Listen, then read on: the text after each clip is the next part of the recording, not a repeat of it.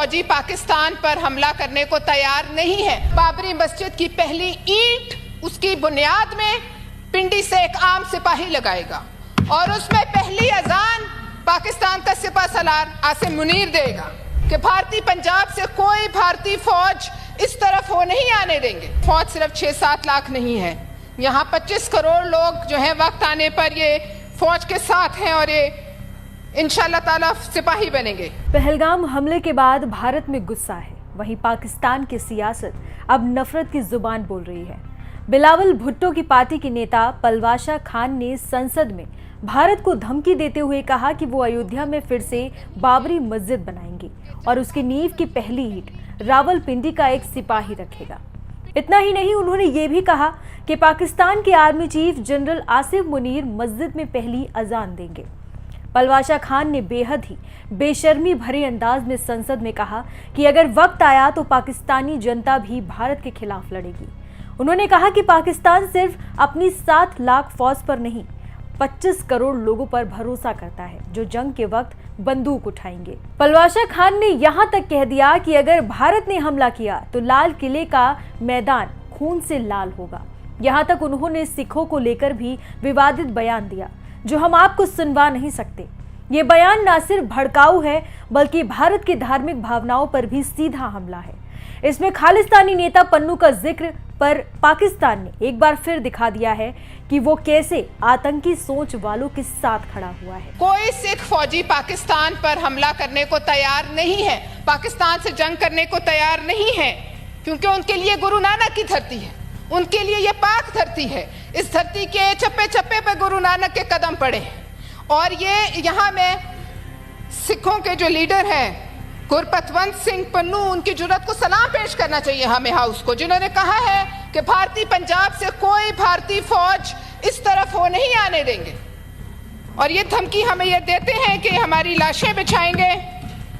तो इनको पता होना चाहिए कि फौज सिर्फ 6-7 लाख नहीं है, यहाँ 25 करोड़ लोग जो है वक्त आने पर ये फौज के साथ हैं और ये इंशाअल्लाह ताला सिपाही बनेंगे। जनाब, मैं ख़त्म करती हूँ और मैं कहती हूँ कि भुट्टो साहब ने कहा था हम 1000 साल जंग करेंगे और बिलावल साहब ने भी उन्हीं की बात को रिपीट किया है और कहा है कि अगर यहाँ पानी नहीं बहेगा तो खून बहेगा दरियाओं में। मैं सिर्फ ये कहूँगी कि वो वक्त दूर नहीं है कि जब बाबरी मस्जिद की पहली ईंट, उसकी बुनियाद में पिंडी से एक आम सिपाही लगाएगा और उसमें पहली अजान पाकिस्तान का सिपह सलार आसिम मुनीर देगा। बहुत शुक्रिया। अब आपको बताते हैं कि आखिर कौन है पलवाशा खान। एक पॉलिटिकल लीडर, एक गुप्त रिश्ता और सियासत के पर्दे के पीछे की कई परतें। ये कहानी है पलवाशा खान की, जो अब संसद में भारत के खिलाफ आग उगल रही है, लेकिन उनकी अपनी जिंदगी खुद सवालों के घेरे में है।